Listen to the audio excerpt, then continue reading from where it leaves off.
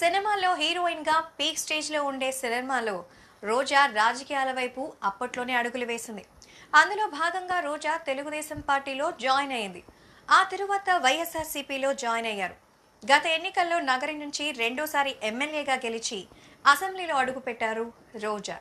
ఒకవైపు రాజకీయాల్లో ఉంటూనే మరోవైపు సినిమాలు, జబర్దస్త్ వంటి కామెడీ షోకి జడ్జిగా వ్యవహరిస్తోంది.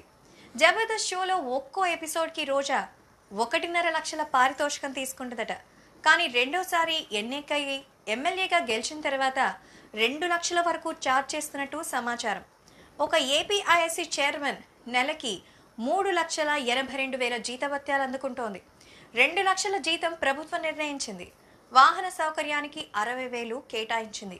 అధికార క్వార్టర్స్లో నివాసం లేని ఎడల వసతి సౌకర్యానికి 50,000 కూడా ఎక్స్ట్రాగా మంజూరు చేసింది.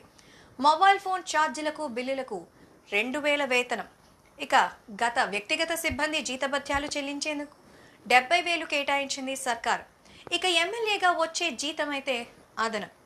ఈ రకంగా రోజా దీపం ఉండగానే ఇల్లు చక్కబెట్టుకున్నట్టు 2 చేతులా కాదు 4 చేతులా బాగానే సంపాదించేసుకుంటుంది. ఈ లెక్కలన్నీ మీకు వేసుకోవాలంటే ఓ క్యాలిక్యులేటర్ ఉండాల్సిందే.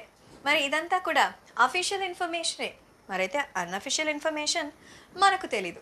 సో ఏది ఏమైనా రోజా ఇప్పుడు జబర్దస్త్లోనే కాదు గవర్నమెంట్ జాబ్లో కూడా మంచిగా సంపాదిస్తోంది. ఈ మధ్యనే వినిపించిన టాక్ ఏంటంటే బాలయ్య బోయపాటి కాంబినేషన్లో రాబోయే సినిమాలో రోజా నెగటివ్ షేడ్లో ఉన్న ఒక డిఫరెంట్ పాత్రని చేయబోతున్నారట.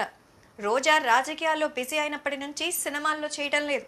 మరి ఇప్పుడు మళ్ళీ రోజా రీఎంట్రీ ఇవ్వడంతో ఇక్కడ అప్పుడు కూడా బిజీ అయిపోతే ఇక పరిస్థితి ఏంటో పట్టిందల్లా బంగారం అంటే రోజాని చూస్తేనే అర్థమవుతోంది. సో ఆల్ ది బెస్ట్ రోజా గారు. మేము చేసే వీడియోస్ మీ మొబైల్కి నోటిఫికేషన్గా రావాలంటే మా ఛానల్ని సబ్స్క్రైబ్ చేసుకొని పక్కనే ఉన్న బెల్ ఐకాన్ని యాక్టివేట్ చేసుకోండి.